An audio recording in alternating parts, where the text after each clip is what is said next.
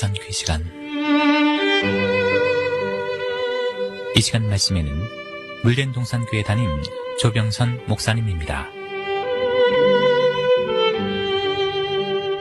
할렐루야, 물된 동산교회 조병선 목사입니다. 평안하셨는지요? 지난주 저는 때에 관해서 5가지 사실을 여러분께 제시하였습니다.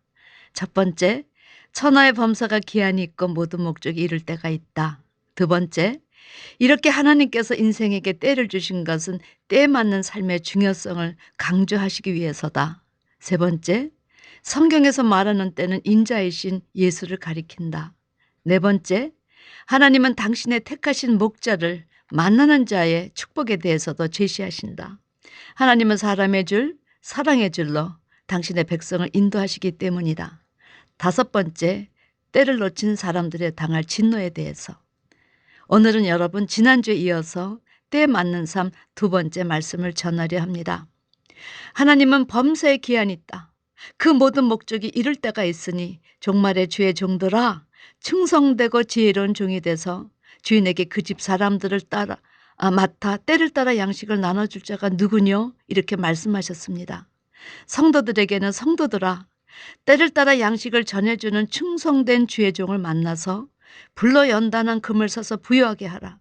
흰옷을 사서 입어 벌거벗은 수치를 보이지 않게 하고 안약을 사서 눈에 발라 보게 하라. 이렇게 말씀하셨습니다.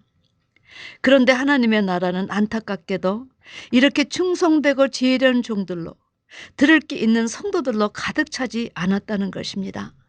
그래서 구약의 하나님도 내 백성이 지식이 없어 망하는도다. 예수님도 내가 땅의 일을 말하여도 너희가 믿지 아니하거든 하물며 하늘 일을 말하면 어떻게 믿겠느냐. 사도 바울은 자기 세대의 관원이 하나도 제대로 아는 것이 없었다. 만일 알았다면 영광의 주를 십자가에 못 박았겠느냐 한탄하셨습니다. 왜 이렇게 하나님의 종들이 백성이 무지하다는 평을 주께 듣는가?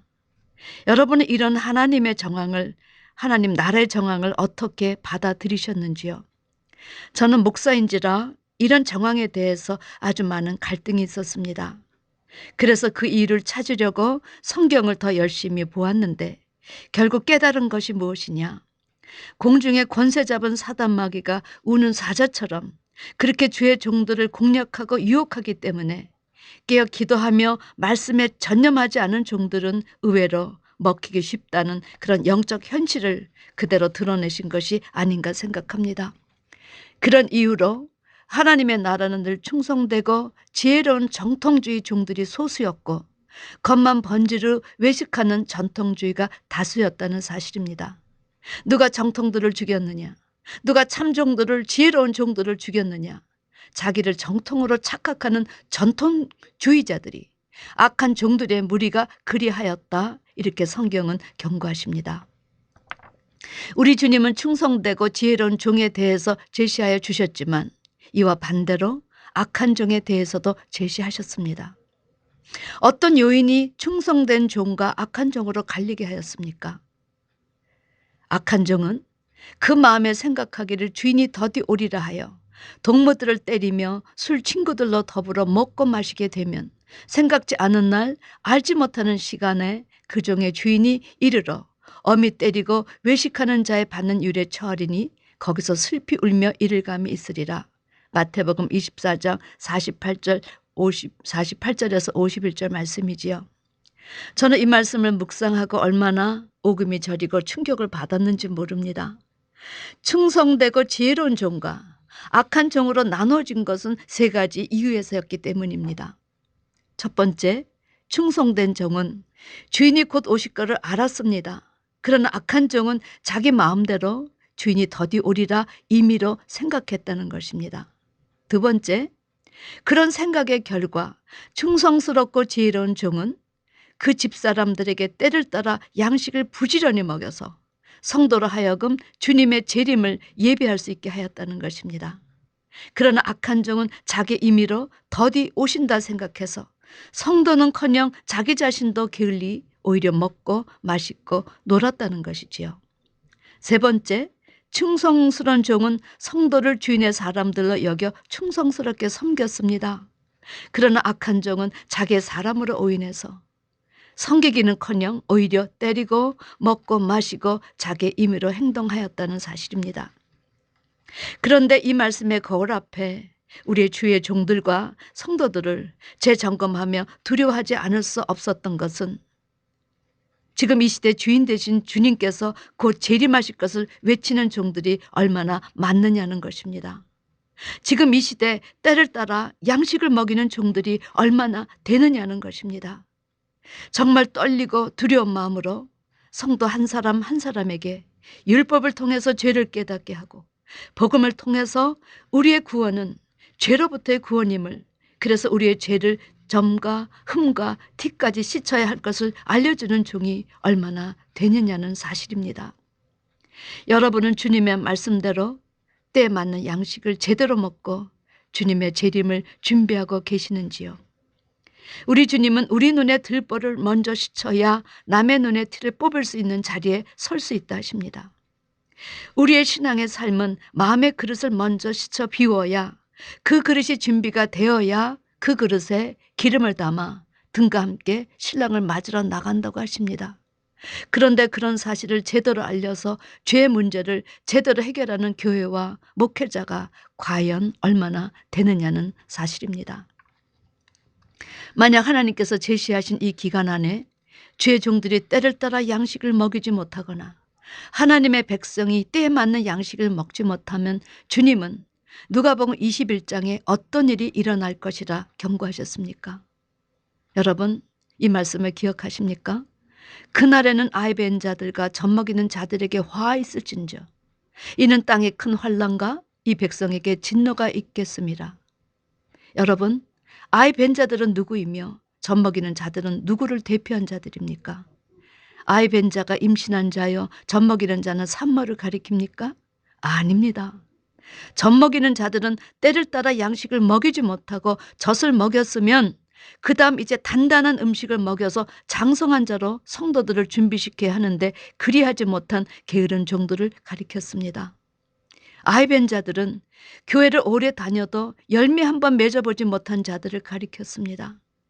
우리 주님은 분명히 마태복음 7장에서 좋은 나무마다 아름다운 열매를 맺고 못된 나무가 나쁜 열매를 맺나니 아름다운 열매를 맺지 않은 나무마다 찍혀 불에 던지우리라 말씀하셨습니다. 교회 목자는 이렇게 젖먹이고 단단한 양식 먹여서 성도로 하여금 전도 열매, 신앙의 열매가 맺게 해야 합니다. 이들 두 부류는 천하의 범사가 기한이 있다는 사실을 몰랐습니다. 그 모든 목적을 이룰 때가 있는 것을 알지 못했습니다. 그래서 목자로서 성도로서 신앙의 여정을 실패한 자들입니다. 그런데 문제는 여기서 끝나는 것이 아니라 이런 자들에게 화가 있으리니 이는 땅에 큰 환난과 이 백성에게 진노가 있겠습니다. 주께서 경고하셨다는 사실입니다. 이들이 받을 화가 무엇이며 이제 큰 환난과 이 백성에게 임할 진노의 내용이 무엇인가? 여러분, 이것을 알지 못해서 주의 종들이 젖만 먹이고 성도들은 그냥 맨날 말씀만 아이만 베고 있었다는 것입니다. 이들이 받을 화와 큰 환난에 대해 증거하여 주는 복음이 바로 영원한 복음 계시록의 내용입니다. 여러분, 계시록에는 세 가지 화가 제시되어 있습니다. 이 세 가지 화에 대해서 구약의 다니엘은 이렇게 증거했습니다. 하나님 나라 개국 이래로 그때까지 없던 환난이라.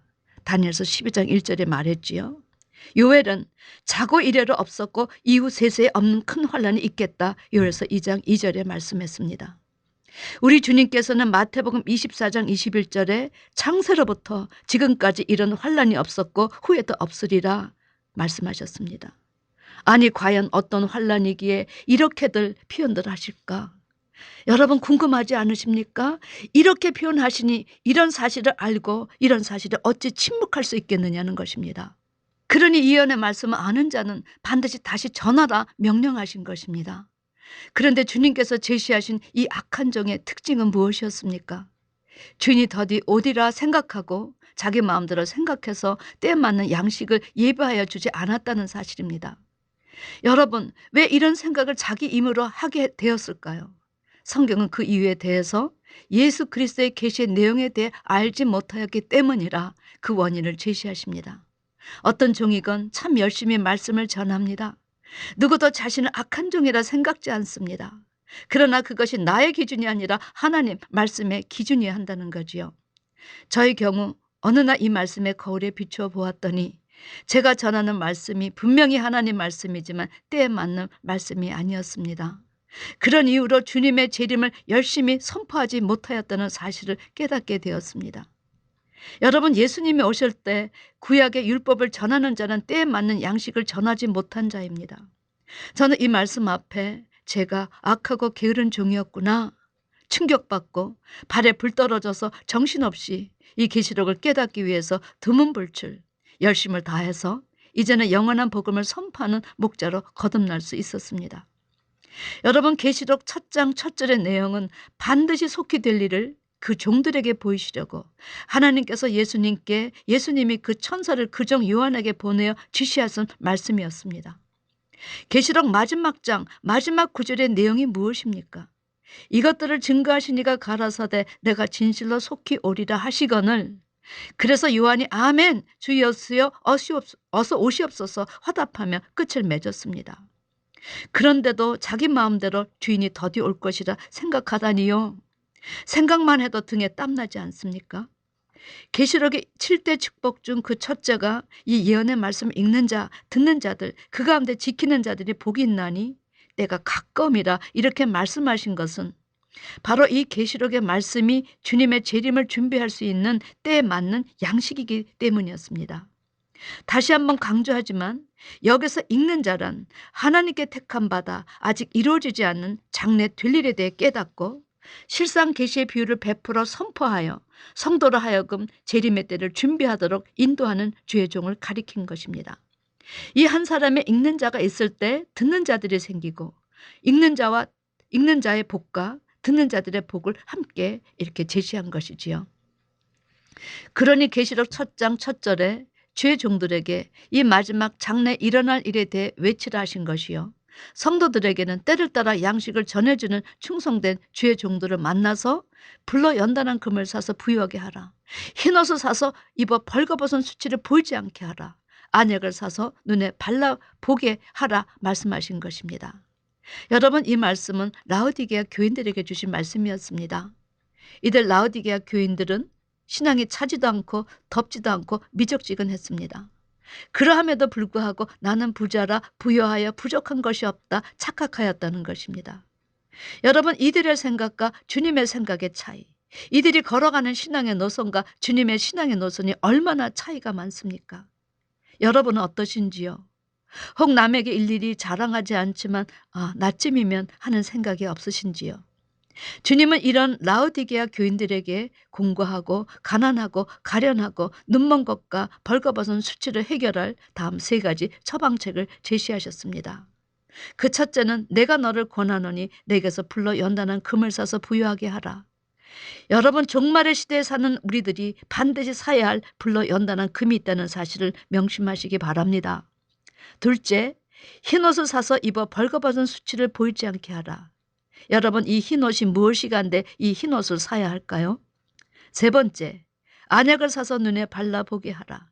여러분이 신앙의 삶에 사야 할 안약이 있다는 사실을 아십니까? 자, 그러면 불러 연단한 금은 무엇이며 흰옷은 무엇이며 안약은 무엇이냐? 이것은 표현은 다르지만 다 영원한 복음인 계시록을 의미한 것입니다. 하나님은 성도의 마음을 연단하시는 분이십니다.